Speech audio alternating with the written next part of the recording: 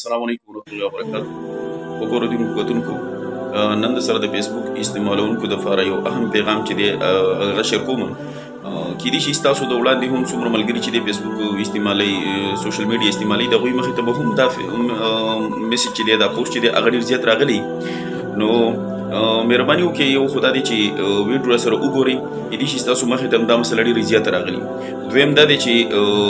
دا ویډیو چې دی ډېرې زیاته شیر کړئ او خاص کر هغه ملګرو ته ولېږئ چې کوم سوشل میډیا استعمالي فیسبوک استعمالي او بیا دغه غلطي ټی کېږي نو خاص کر هغه کسان چې دي هغوی د خامخا ولېږئ چې بیا چې دی هغه داسې غلطي نه کوي که ستاسو خیلي په دې فیسبوک باندې نن سبا دا څیز ډېر زیات چلیږي اکثر کسان یو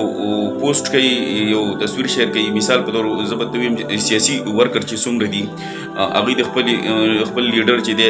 دغه لکه مثال په تور د نواز شریف شو عمران خان شو دغه رنګې زرداري یا مولانا صاحب شو نو د هغوی دا ورکر چې دي اکثر یو پوسټ کوي د هغوی یو تصویر ورکوي د هغوی یو ویډیو ورکوي د هغې نه بعد دوی یو پوسټ چې دی هغه ولیکي او د یو آیات مبارکه ترجمه ولیکي چې ان الله وملائکته یصلون علی النبی یا ایها الذین آمنوا صلوا علیه وسلموا تسلیما د دې آیت چې دی ترجمه ولیکي چې الله تعالی دغه فرښتې په نبی علیه السلام باندې درود لیږي او آپ بھی ان پر درود بھیجے او بیا کله تصویر ورکړي یو خدا دی چې زما هسې د خیال مطابق دا چې دا د غیر سازش دی چې د آپ صلی الله علیه وسلم په ځای باندې دلته کې دی په دې مسې چې آپ ان پر او بیا یې دغه تصویر ورکړی که نه نو دا مسله چې دا چې د قادیانیانو یا دغه داسې ایستلی دی چې اشاره دغه کس ته کېږي نو یو خو دا مسله چې د دې نه اجتناب پکار دی بس ځان نه خپل یو پوسټ کوئ هر څه چې کوئ خو داسې قرآن ایتونو داسې چې دي هغه په پوسټ کې په داسې موقعو باندې مه لیکئ داسې تصویر سره عام چې دی د آیات ترجمه یې دغه داسې ځان له پوسټ کې ورکوئ خو چې تصویر ورسره ورکوئ دغه ورکوئ نو پاکې داسې مه کوئ ځکه په دې باندې بیا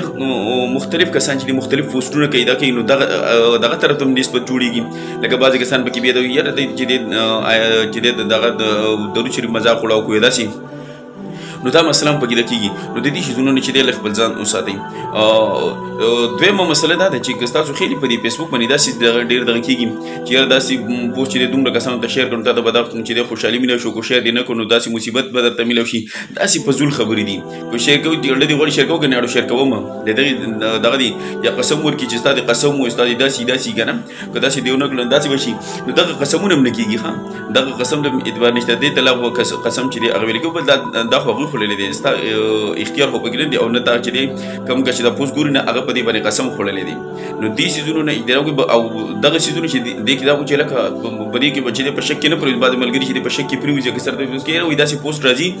نو که دغه موږ شیر نکړو دا قسم یې ورکړي دغه که موږ شیر نکړو نو موږ ګناهګاري کوو نو په دغه باندې دغه ملګري چې دی نه ګناهګارېږي ښه دا چې هغه چا پوسټ کړی بس دغه مسله د ګناهګاري هغه به وي ګناهګارېږي ټیک شو او دویم د دې د مخکې چې کومه خبره وشوله د دې نه چې دی خپل ځان وساتئ چې د درود شریف مذاق چې دی هغه مه اړوئ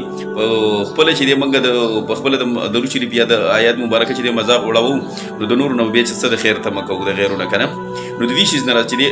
لږ اجتناب وکړئ ځان ته وساتئ د دې په ځان له عام یو سوشل چې دی پوسټ کوئ او د قرآن آیت یا داسې درود شریف لیکل او بیا ورته لاندې تصویر ورکول